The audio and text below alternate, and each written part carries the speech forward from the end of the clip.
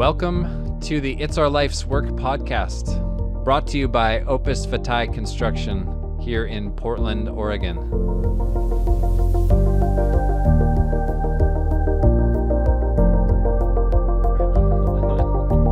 Okay, welcome to episode 6 of It's Our Life's Work podcast. We are here with two special guests. First one is Andy, and he is a high-performance European window specialist. And person number 2 is Tessa, who is a high-performance architect from Washington State. And welcome, guys. Thank you. Thanks. I'm excited. Yeah. Of course. So we'll start with you, Tessa. Sure. A little background.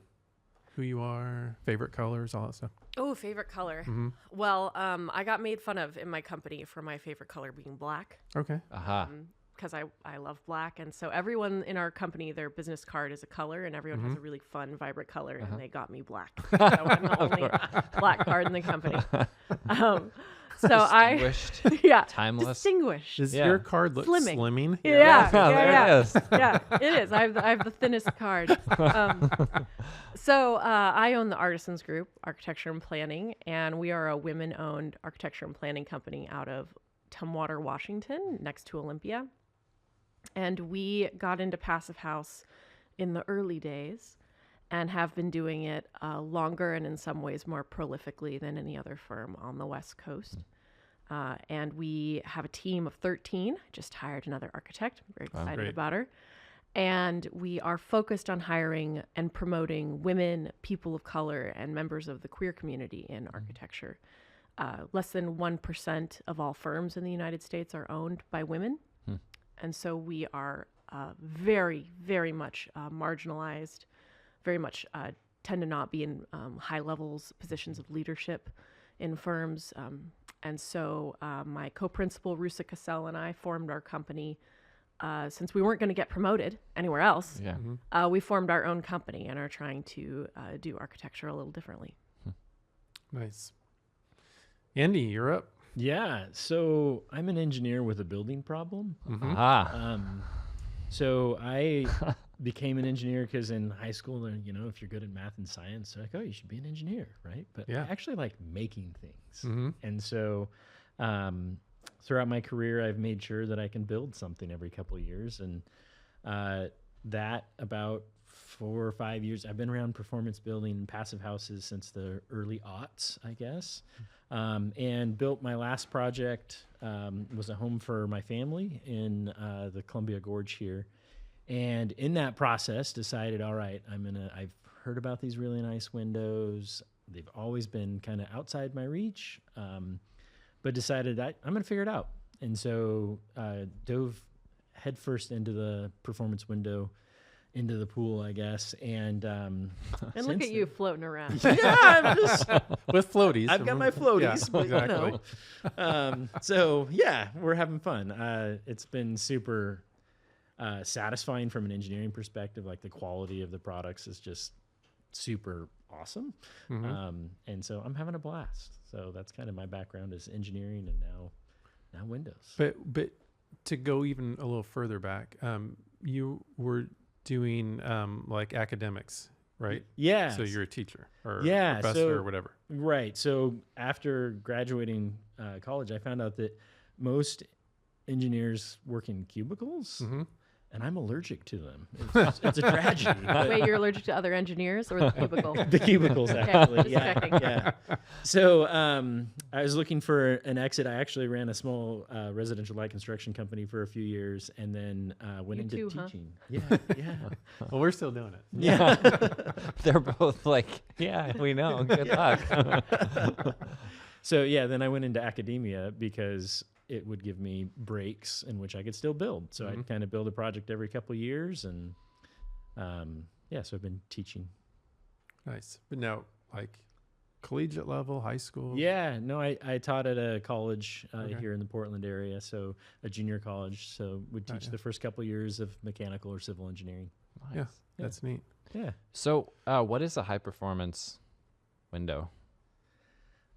That's a great question. So windows, to back up a little bit, windows are giant holes in the side of our buildings, right? And if we think about trying to make a performance building, we think, well, we're going to make a really good insulated structure that's airtight and things like that. So it's sort of like putting on a sweater. She's laughing already. I'm sorry. You said it's putting a hole in your efficient building, and I was like, my favorite hole. And then I was like, okay, they said keep it clean. I'm gonna not say that out loud, on the podcast. I didn't know what was going on in your head there. Yeah, and then I started giggling and I couldn't stop, then I had to fess up. Please continue, Andy. Yeah. welcome. So On that note, just remember who's carry sitting on. next to you. Right. Oh my gosh. So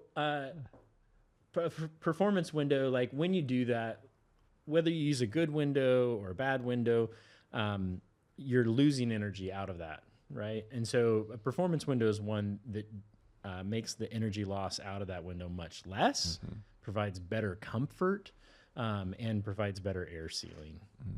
Yeah. Well, and I have lots of conversations with clients about the goals of their project, and they can vary. But we do a lot of high performance homes, and most windows on the American market are the worst window you can legally build. In the same way that building a code belt house is the worst building you can legally build. Right. So, a high performance window is really just probably what windows should be, and they're not. Yep. But it's sort of like, buying the worst car you can on the market. Yeah. So it is interesting. Like in Europe, the windows that we bring in that we label high performance are called windows. Right. Right. Like Yeah. you can go to Home Nothing Depot special. and buy A window. a window that's triple glazed and has a U value that's literally half, which is a good thing, of the performance of a domestic U.S. window. And it took you traveling across the ocean and looking at some of the factories to really get a sense for what a big deal it is. Yeah. I mean, so, and mainly just to be blown away with the level of precision that goes into the manufacturing, right? So I'm an engineer, so I'm still very risk averse, right? So I'm very conservative in taking risks. And so if I'm going to bring a window across, I mean, that's a pretty significant endeavor. Yeah. And you want to make sure that it's going to come the size you ordered it, with the glass and the color and everything that you want.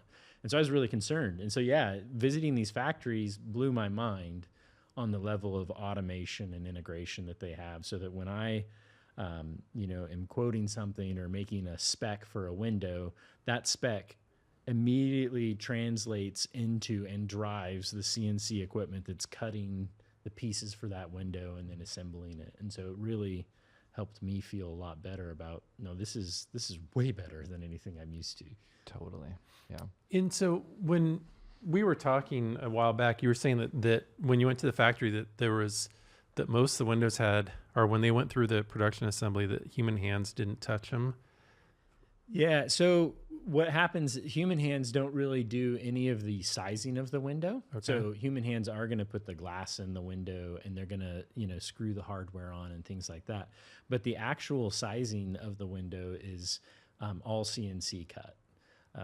And it depends on the manufacturer. Actually, it's really interesting to see how different manufacturers approach their supply chain. There are some manufacturers that actually don't even cut the windows on site. They order it from the profile manufacturer, and it comes on a rack ready to be assembled. I see. So the whole kind of ecosystem is very different there. Yeah. And so when you say there, because we know what you're talking about, but Yeah. they don't. So, Right. Yeah. So there is Europe. Okay. The Poland is probably one of the largest manufacturing baskets regions, I guess, in Europe. Highly skilled labor force that's pretty low cost, right? So there's some other, there's some made in Germany, some in Italy. Greece has a contingent of manufacturers. Estonia is another one. But Poland is really, a couple of years ago, I was at IBS, the International Build Show in Las Vegas, and I was there to look at performance windows, and there were 7 performance window manufacturers there, and 7 of them were from Poland. Wow. Yeah. So it was pretty interesting to see Right. how that.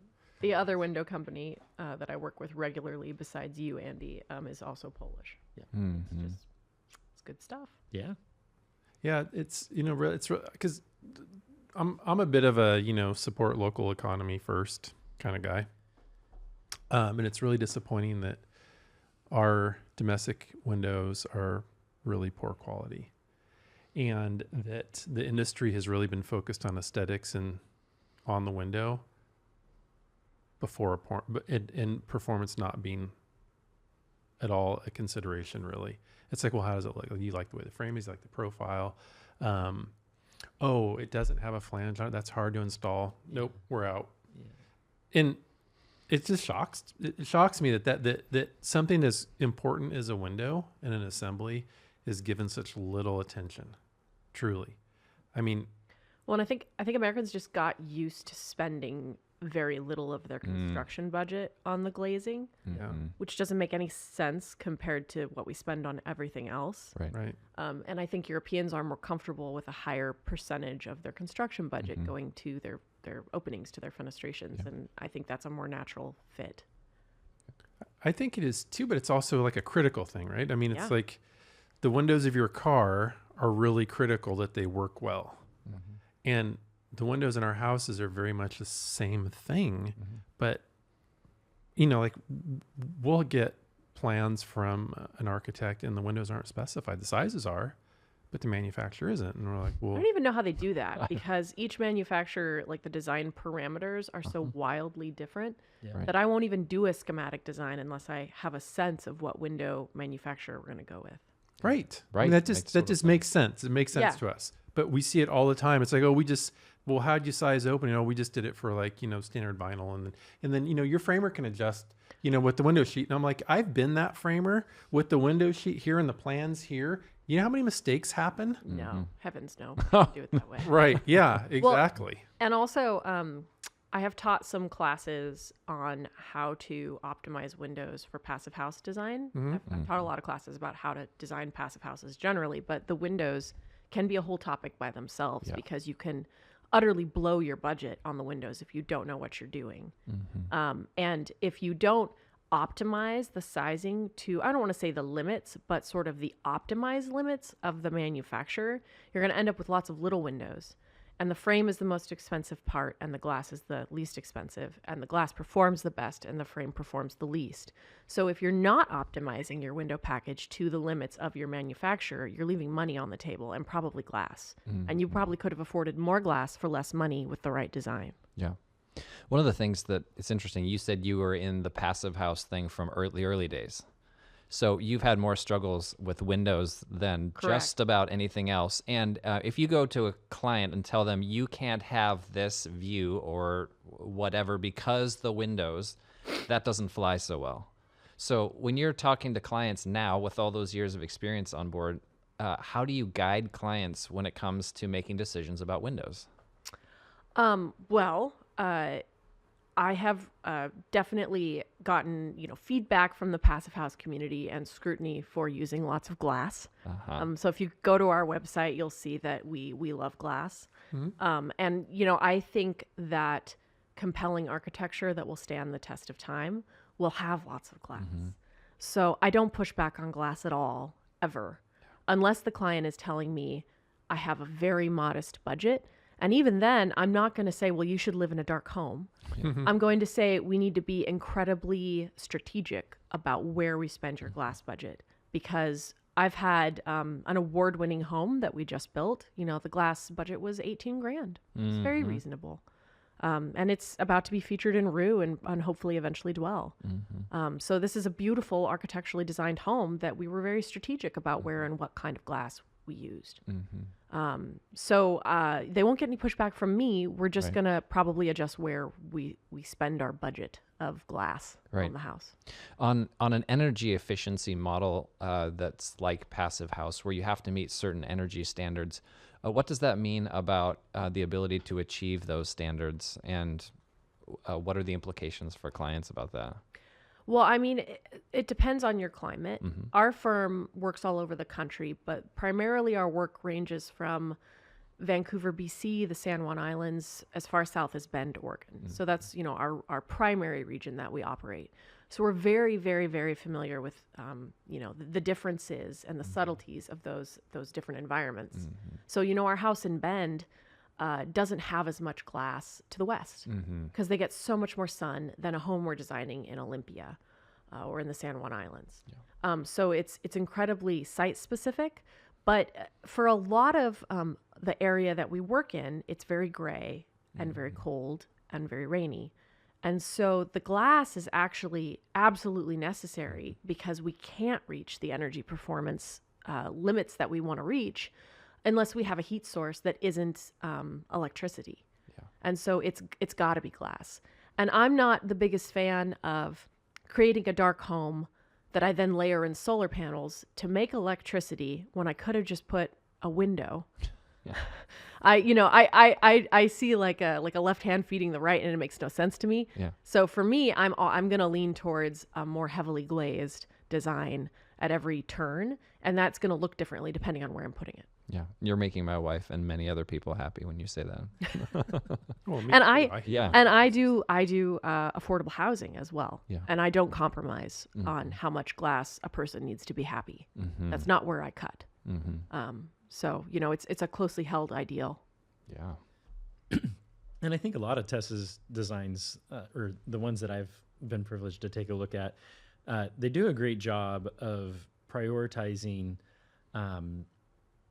fixed versus operable. So in a passive project, you're going to have makeup air, right? You're going to be controlling your conditioned or your fresh air that comes into the home.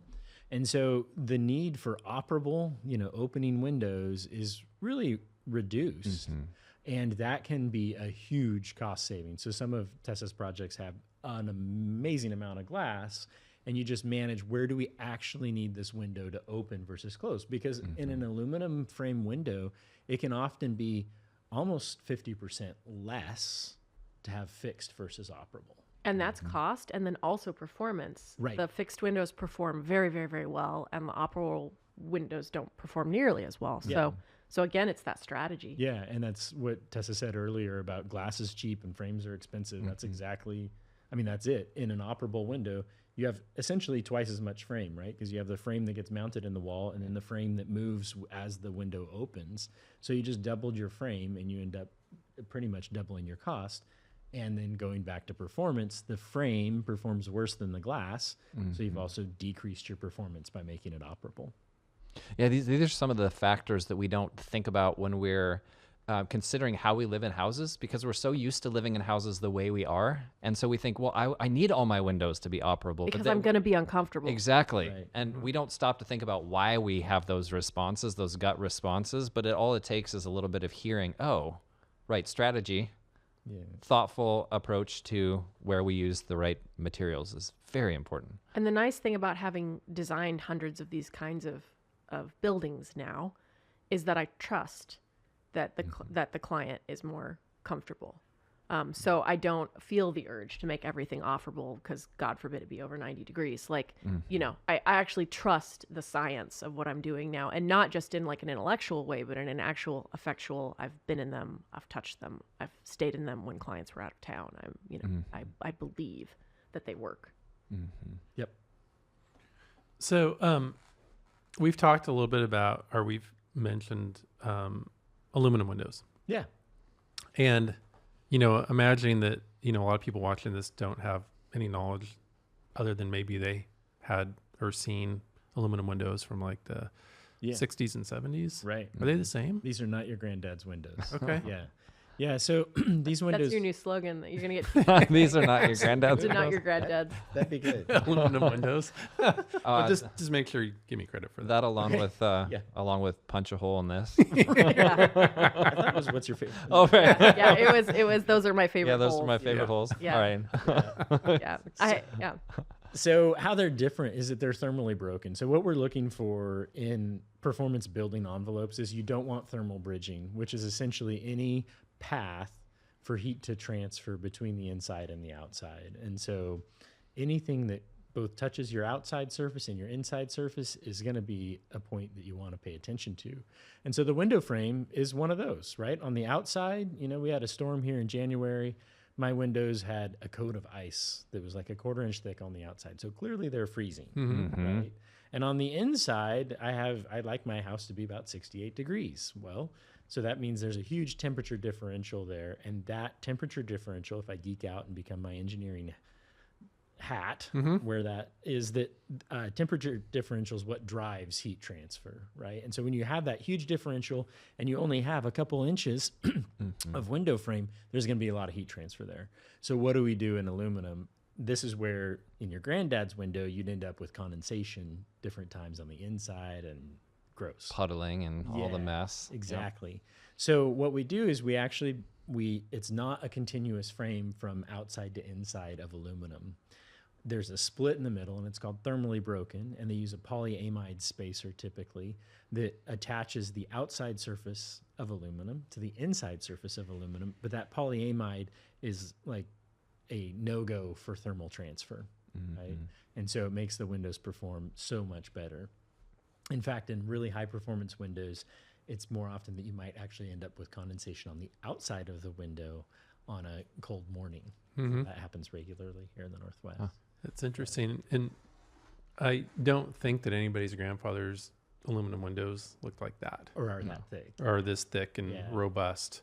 Yeah. So if people are watching, you can look and you can see right on the end there's 2 layers of aluminum framing, and then this is a polyamide spacer that's in the middle. So sorry if you can't, for those just listening, it's just a kind of formed plastic piece that goes between. For those folks just listening, it's 3 sexy panes of glass. Yeah.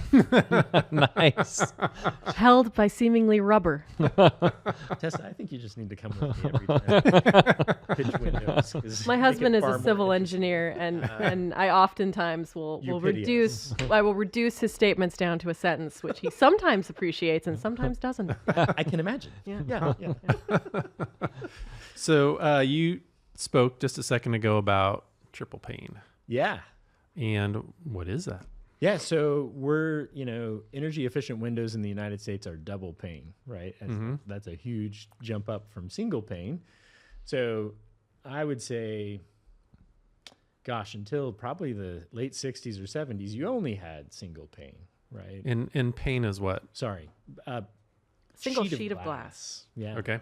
So it's just your sheet of glass. And then sometime in the 70s, I assume, I should look this up and know the exact date, but someone got the great idea of, hey, that glass then, if we were talking about the frame being a thermal bridge, that glass is a thermal bridge. Right. And now you've got less than 1/4 of an inch between your freezing on the outside and 68 degrees on the inside, and energy is just gushing. Glass is not a good insulator. Not thermally. Yeah, not thermally. Yeah. And so what someone came up with the idea is, hey, let's put 2 sheets of glass, and then we're going to kind of hermetically seal those. Maybe we'll put a vacuum in there or film with something, gas that doesn't transfer heat very well. So argon's the typical one. You can do krypton, which sounds so much cooler. Yeah. It does. And it actually works better, but it's more expensive. So argon is what we get usually. And so there's a great idea. We're putting that gap in there. If you have like a thermo flask, right? Those are awesome. Same idea was in Windows a long time ago, right? Is we're going to put a vacuum between these 2 layers of glass. And what a triple pane window says is if one's good, 2's better, right? And so now I use 3 layers of glass and have 2 gaps between. And this makes a huge difference in the performance. But what I think a lot of people, we should never make the conversation just about the energy loss. I mean, there's a very compelling conversation there. But at the end of the day, it's more what Tessa was talking about of being in the home and being comfortable. And what that translates to in a triple pane window is, so when we had that ice storm, I put a thermal probe on the outside of my window. You're a nerd. I'm totally sorry. Well, I like how when you asked him, because it's not a good insulator, and he said, well, not thermally. Yeah, exactly. It's like, what did you think we were asking, Andy? Exactly. In case it's shocking. That's the most engineer answer I've ever heard in my I entire life. appreciate No you doubt. being Sorry. accurate with that.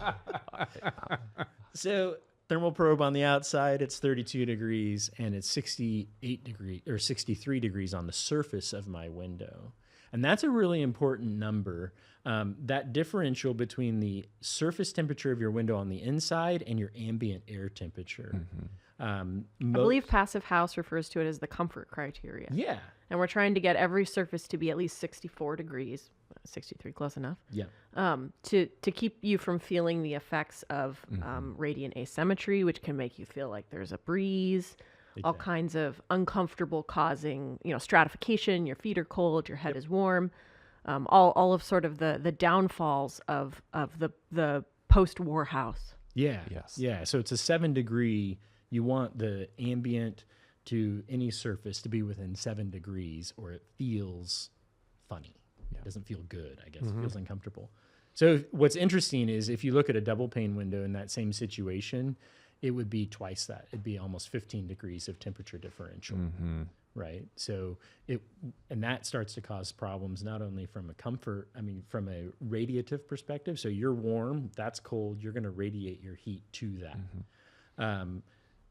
But also that surface is so cold at 54 degrees that it's going to start a convection loop, right? So it's, even though we have the building completely airtight, if we did a perfect air sealing job. And we're heating the air. Now the air is traveling across our slightly damp skin, making us feel cold, even though we're not. Yeah. So you get this draft that's not coming from outside. You think it is. It's not. It's just a convective loop. The heat transfer is causing that to happen. So I've actually experienced that at my house. yeah. I live in a 1961 mid-century modern, so that is my house. Yes.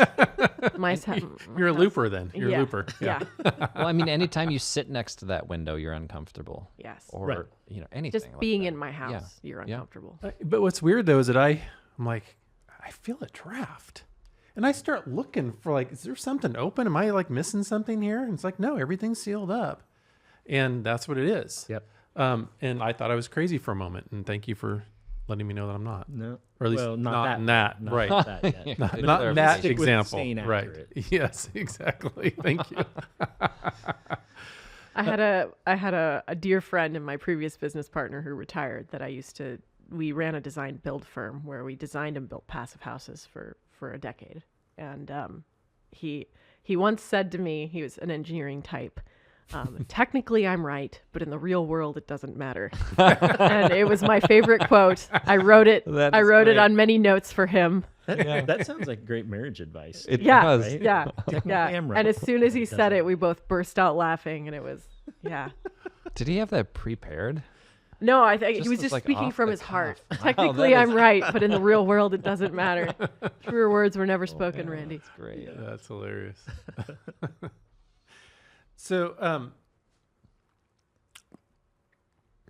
what we hear a lot from people are like triple pane windows. They're really heavy and really not worth it, right? How do you react to that? They are heavy, but they are worth it, is what I would say. So You only have to install them once. Them being heavy is only an issue. It's like labor. Yeah. You want to have a baby. You want to have a child. You had a whole lifetime with your child. You just have to be in labor once. Yeah. Right. That's, yeah. So, I mean, being the engineer with a building problem, I got into these because the house I was building has a 32-foot long wall that's glazed floor to ceiling. And I realized I'm going to sit in that. It's in my living room and dining room and kitchen. And if I'm going to sit there reading a book, it's going to be freezing cold and I'm going to hate it.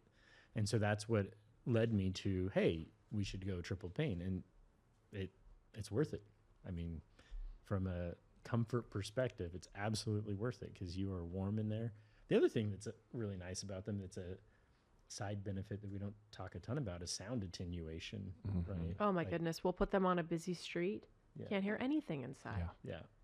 Well, and I think there's a longevity issue here too. I have had many clients get very hung up on the warranty because there is some bizarre thing that happens where the American warranties look really sexy. They do. And these European warranties are like very German and very blunt, and they don't look sexy at all. Yeah. And I've never seen a window manufacturer make getting something warranted easy, an American one. Yeah, never. And I have seen millions of American windows fail.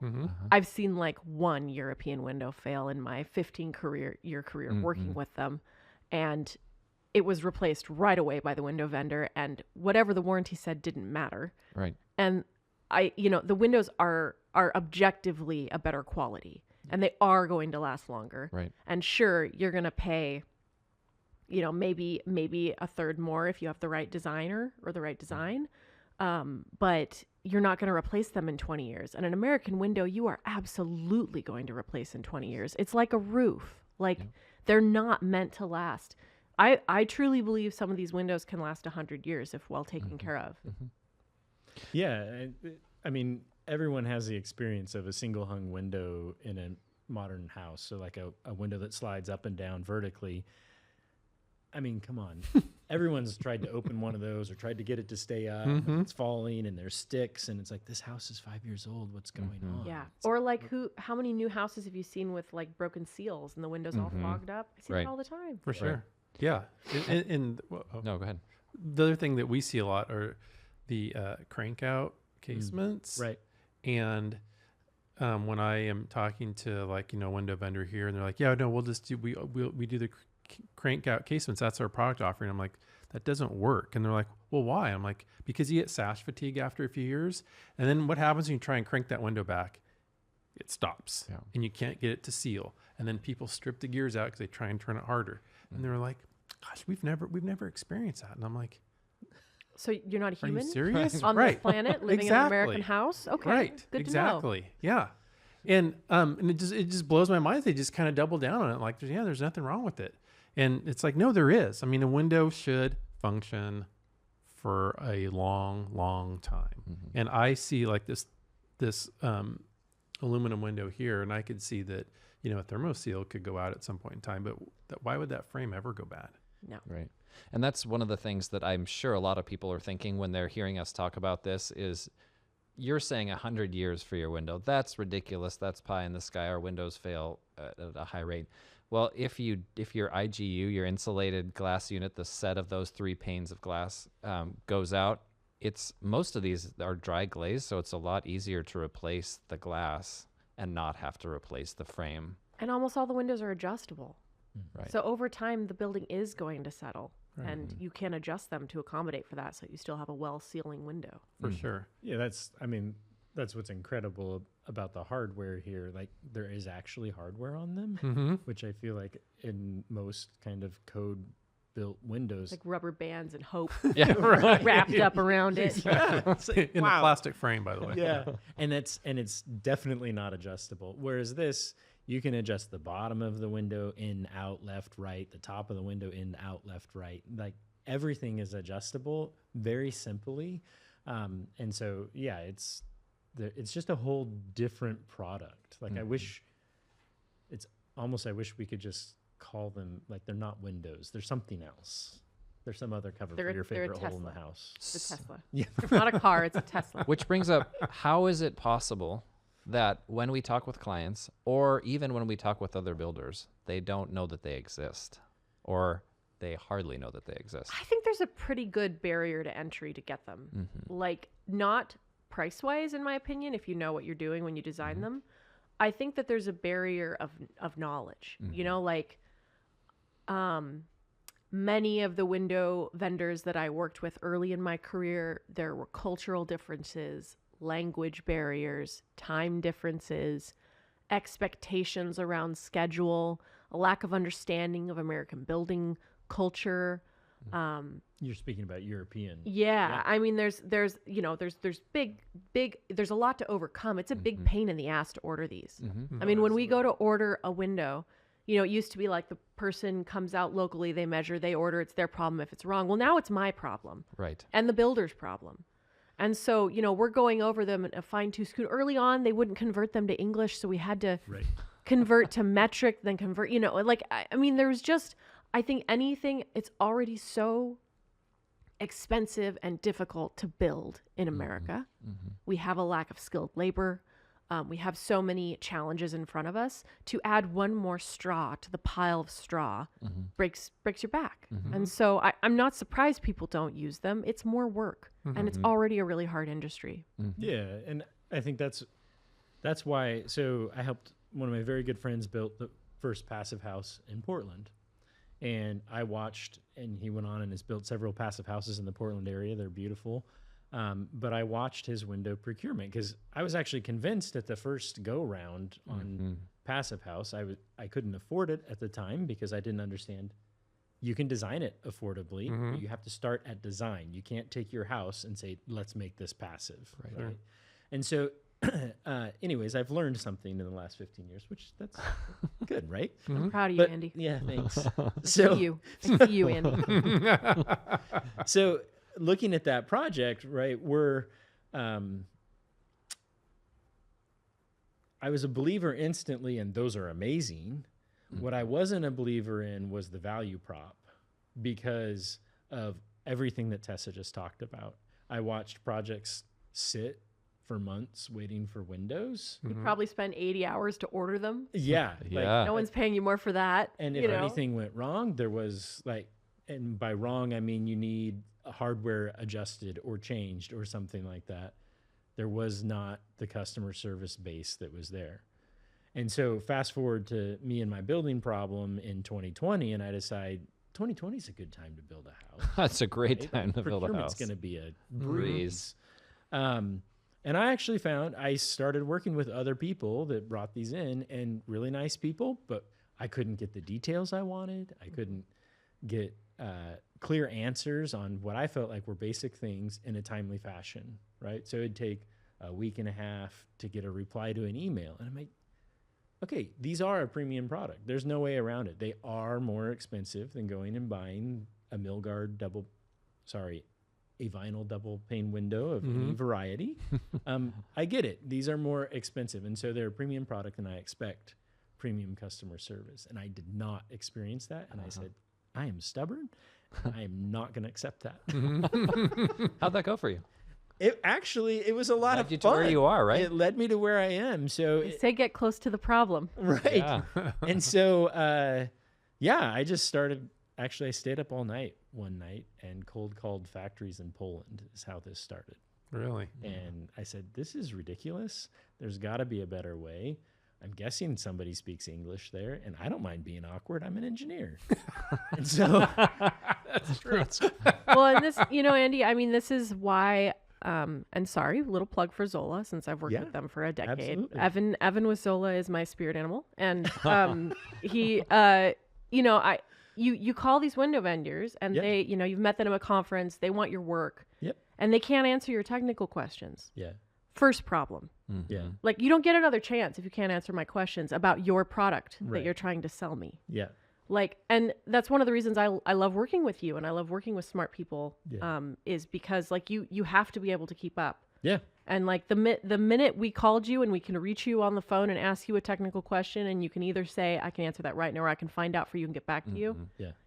Congratulations. You're now a new window vendor. Yeah. Like, I mean, it's really that easy, and you would be amazed at how hard it seems to be. Yeah. Oh, And yes. yeah. So hard. So that's kind of, that's my deal in this space. There are other folks out there, but I answer my phone and I tell you what I know and what I don't know. And I feel like it's sad that seems like such a low bar, but it's kind of a big deal.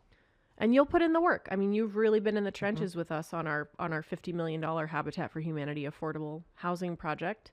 That sounds so funny coming out of your mouth. Our really affordable $50 million. How many units? It is a lot of units. Yeah. It's coming in at about half of what most affordable housing comes in at per square foot. Just don't want to shock the people at home. Oh yeah. Yeah.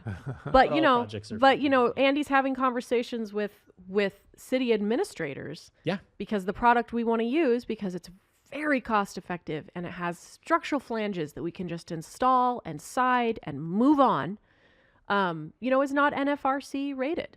And there's an almost identical product that is. And so we've even the permitting aspects you've been involved in. Yeah. And been an advocate for us and for your product. Yeah. Well, and if you were up all night calling Poland, you are willing to push into the details, which we appreciate. I mean, it's what endears you to us as well, is picking up the phone, which we do also, but a lot of people seem not to do these days. Right. And if you don't know the answer, helping us go find it. Yeah. Yeah, it's fun. It is. I mean, because, like what we experience a lot when we're dealing with our typical window vendor is like, here's the 3 product lines we offer. pick something within that. We're like, okay, but this situation, we need these things. Then they're like, yeah, we'll just pick something from these three here and we'll be fine. And it's like, okay, well, I think maybe this one here might work, but what about this, this, and this? Oh no, that's not going to work. Oh boy, I'm gonna have to get back to you on that one. It's like, how do you not know your products? Like, if you're selling windows, you should probably know them really well. Yeah, I was about to go off on a tangent on embodied energy, but I'll save my thoughts and see if it comes up later. Go ahead. Okay. But you've described to us the fact that the window ecosystem in the United States is quite different from that in Europe in terms of the integration of the window products within companies, for example. Yeah. So in the U.S., if you buy, let's use Milgard, right? If you buy a Milgard window, it's going to come from a Milgard factory, right? And kind of soup to nuts, it's all Milgard. In Europe, it's set up very differently. So like Rainers is a window frame manufacturer, and we would like to say that they're a window manufacturer. Well, they are and they aren't. So what they typically own, or what their expertise is in just the frame, right? So somebody else is going to do the glazing. Somebody else might actually assemble it. Somebody else is going to do the hardware that is on that window, and they do the frame. And so rather than going to one place that does the frame, the hardware, the whole enchilada, you can go to, there's companies that are set up that are really what I would call a window integrator.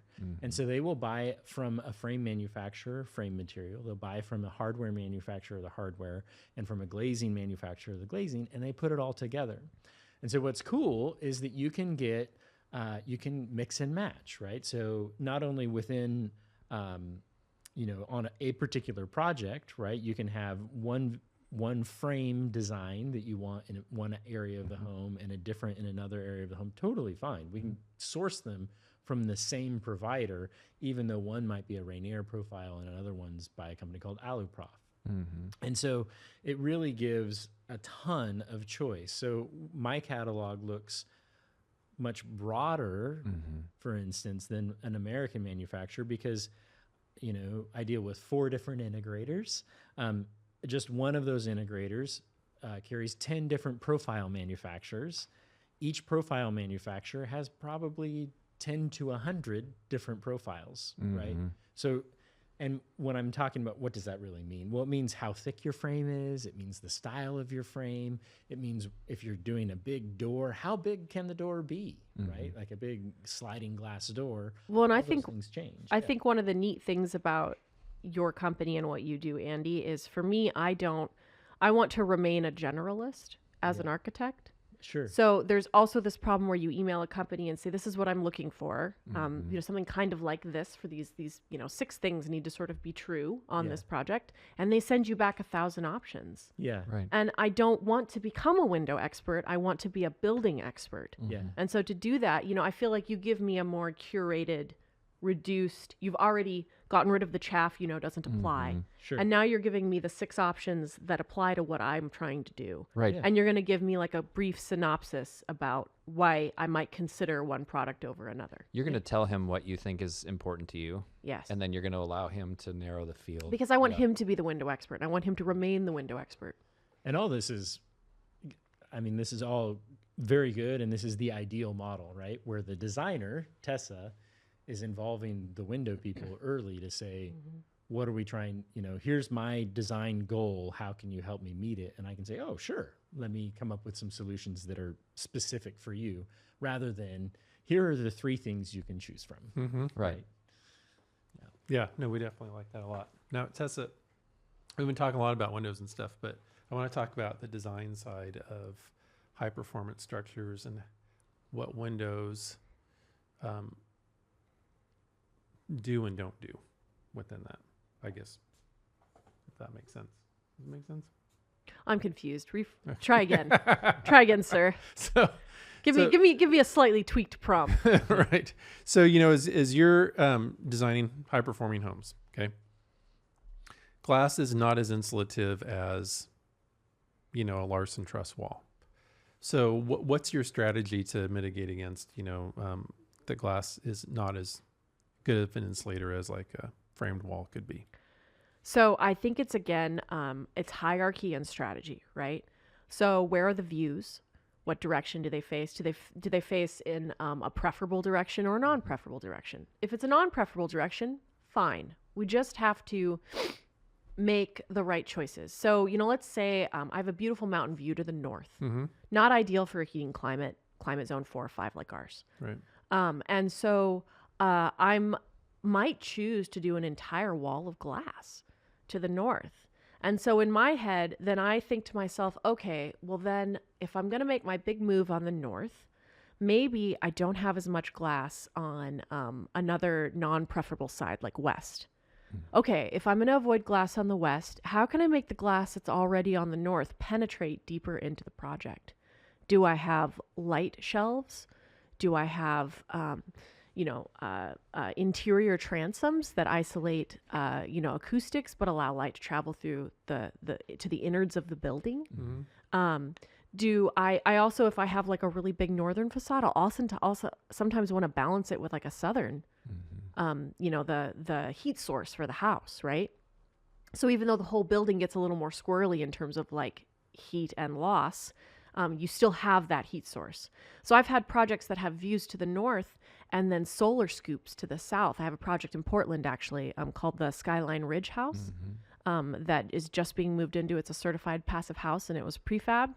And it had views to the west, but we didn't want to overheat the house. So we have a really deep covered porch over that. And then there's no views to the south, but there is good solar access. So we have these little traveling, we call them solar scoops, but they're just little dormers that travel back through the building and actually are at a diagonal in the building. And so now you have this language, almost like skylights throughout the building, bringing, soft diffused light that hits the surface of the solar scoop and then makes all the surfaces glow instead of like the direct harsh glare of a window. You have a glowing interior, and we didn't compromise anything. So I think actually the limitations of a project become the language of the glass, and I think that's where good architecture happens. Yeah, I would agree. I mean, that was well said. It was very well said. Yeah. So that's a beautiful project, and Thank you. my engineering, I have to geek out a little bit because I love those scoops, right? Everyone loves the scoop. Yeah, I mean, they're Clients awesome. love the scoop. Yeah. So when you're modeling that, does having the scoop, is it significantly, I would assume it's going to perform significantly better than having a flat skylight on that. Correct. Yeah. Skylights in passive house are a little challenging. Yeah. They don't perform as well as a window just due to how the sun tracks in different seasons. And skylights tend to overheat a little more than a window will, where a window will give you the right amount of solar gain at the right time, typically, especially facing south. Yeah. And so the house would not have been able to be certified without those 3 large southern-facing transcending solar scoops. Because there would be too much heat or too little heat? Too little heat. Interesting. Right? Yeah. So we've got some shady lots around here, and that one's no different. Yeah. And so I feel like that house has some engineering bits that the builder on that one too did a really amazing job. Local design build firm Josh Salinger, Birdsmouth, did a really fantastic job on the construction. Sweet. Let's see. So what advice would you give somebody that comes to you and says, hey, we're thinking about building a high performance structure. They know nothing other than they've heard of it. They understand that there's some energy savings benefits, but that's all they know. And they come to you and they're like, hey, we want to build a high performance structure. What advice do you give them typically? Oh gosh. It depends. If they're trying to hire us, I of course think that's a great first step. Because we are so experienced and we care so much. We apply senior staff to every project. We really pour our heart and soul into every project that we do.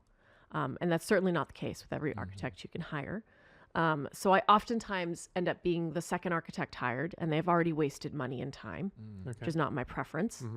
So don't hire someone who's interested or curious. Hire someone who's done as many as possible, because they're going to be better at it than those who haven't. And don't scrimp on the windows. Yeah. Those are my two favorite things. Hire a good passive house designer. We're not the only ones. There's a lot of really talented passive house architects out there. And don't try to control the window budget. You'll regret it.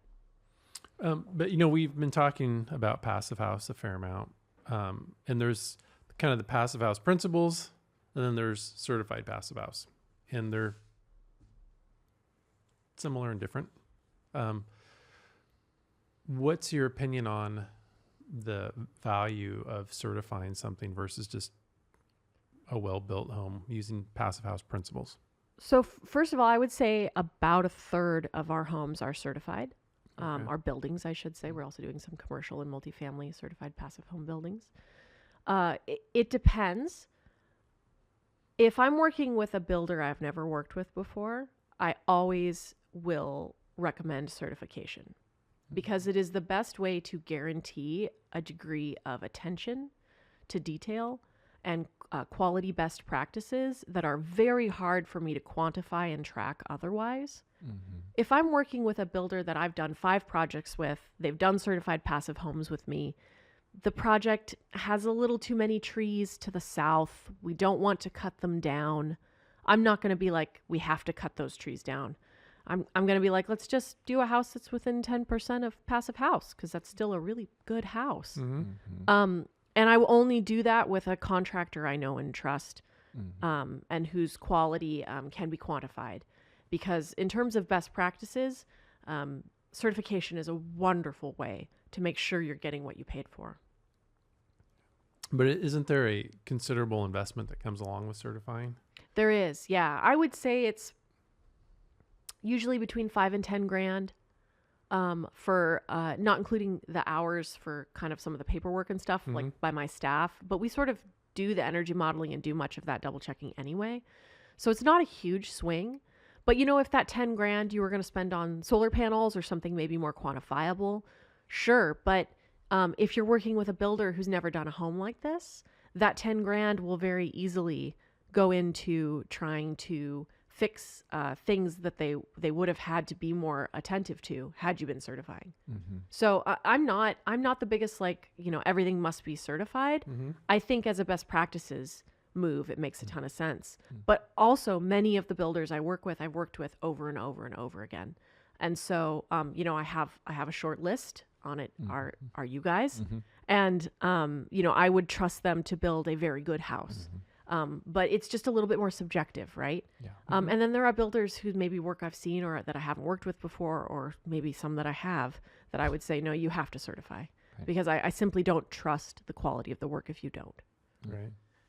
And I think there's some, I would definitely sacrifice certification budget for hiring a better designer or hiring a better contractor.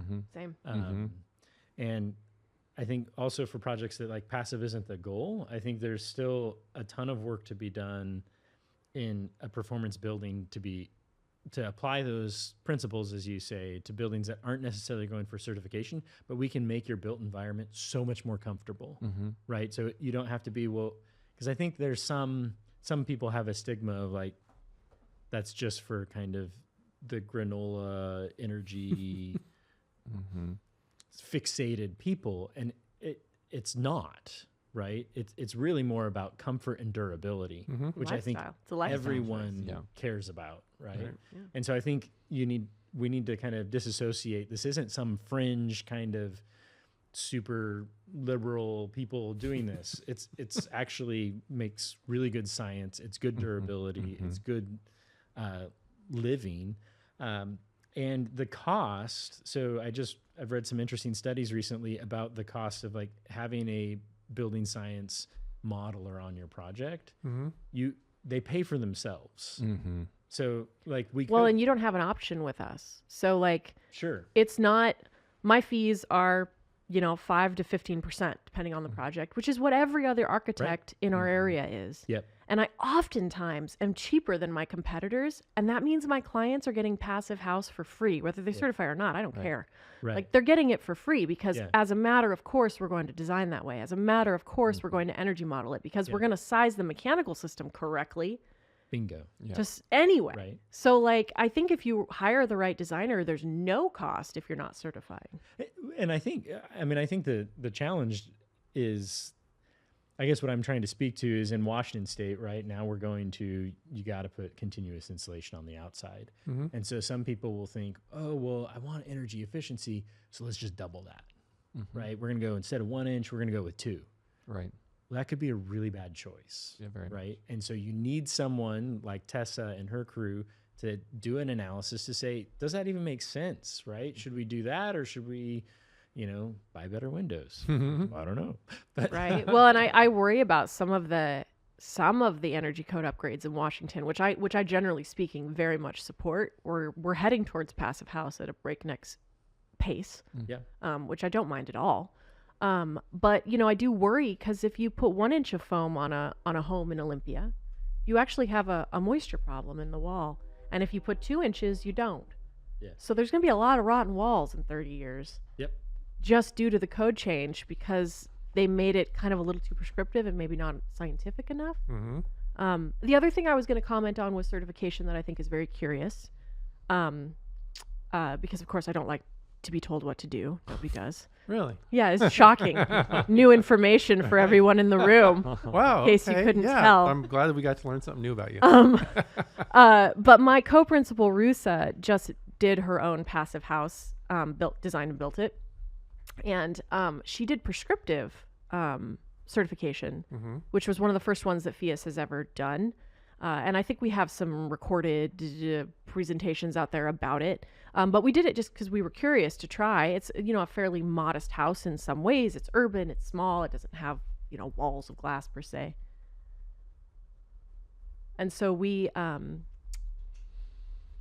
decided to do that.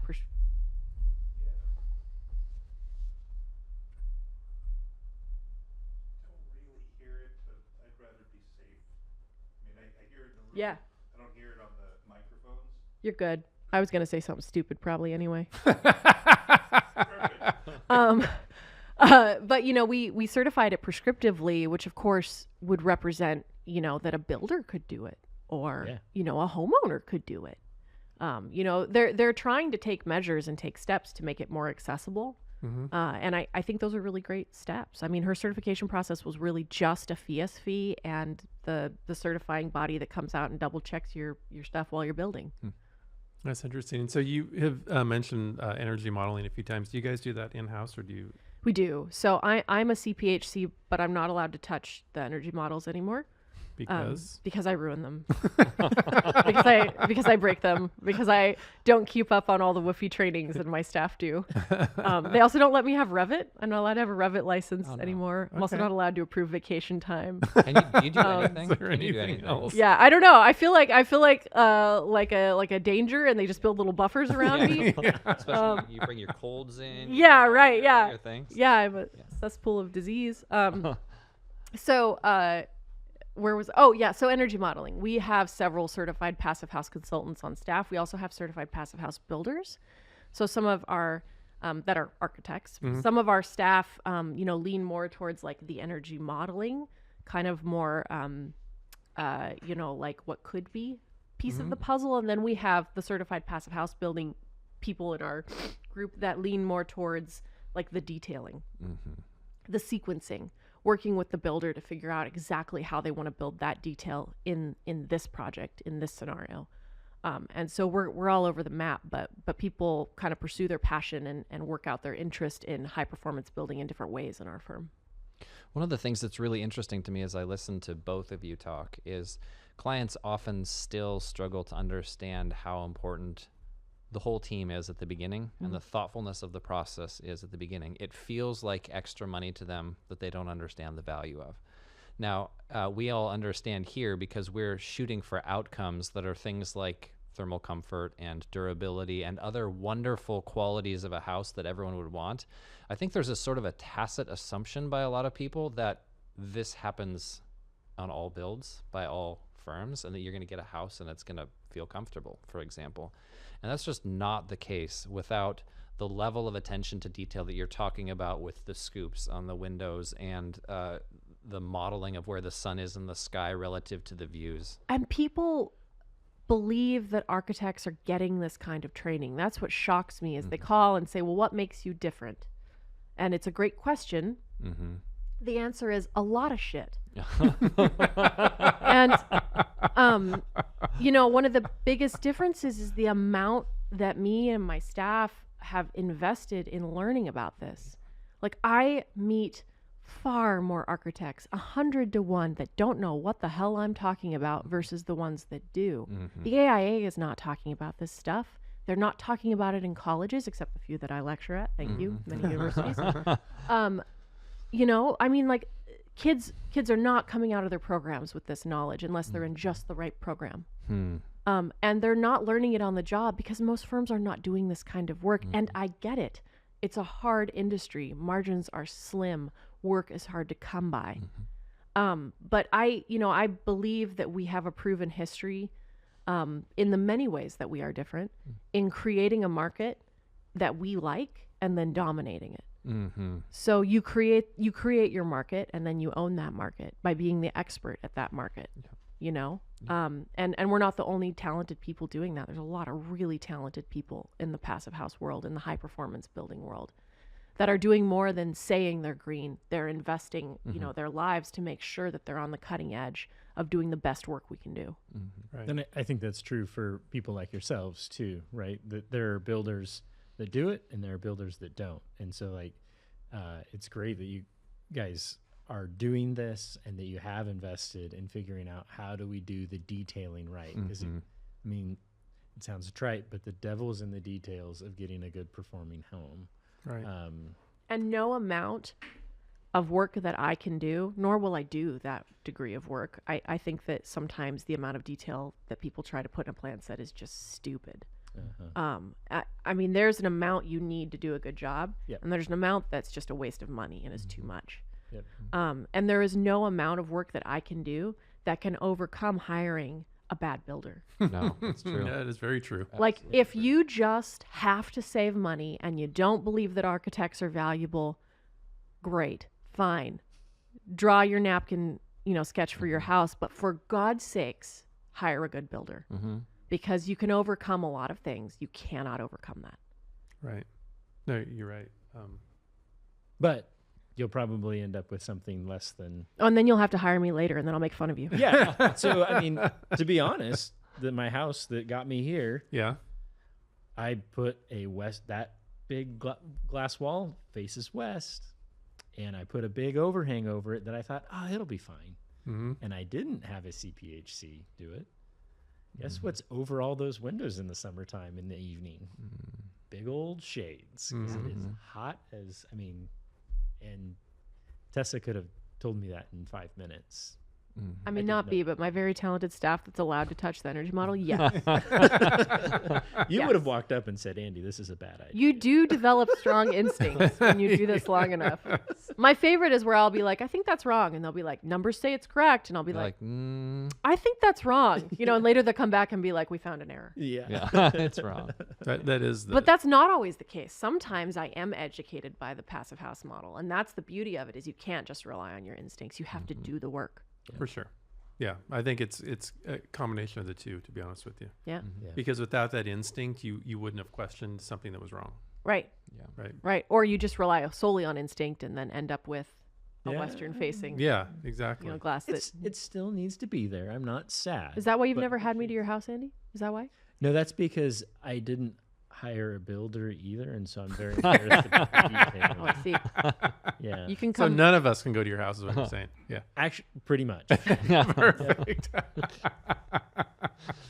You are not welcome. How about to the office, the treehouse? Oh, it's gone. The treehouse got hit by a tree. So What?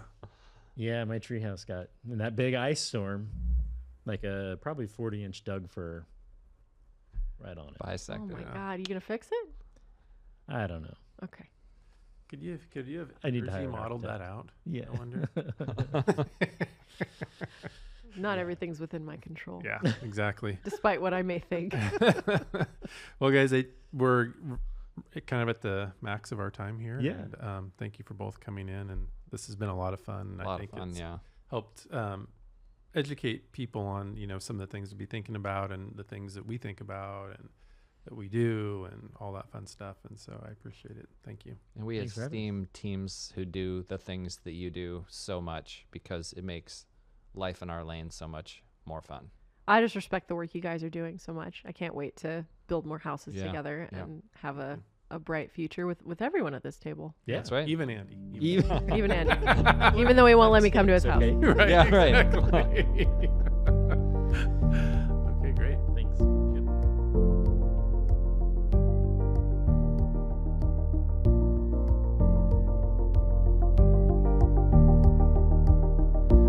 Thank you for joining us on our episode today. We had a lot of fun talking with our guests. We really enjoyed the conversation, and we'll be looking forward to you when our next content comes out.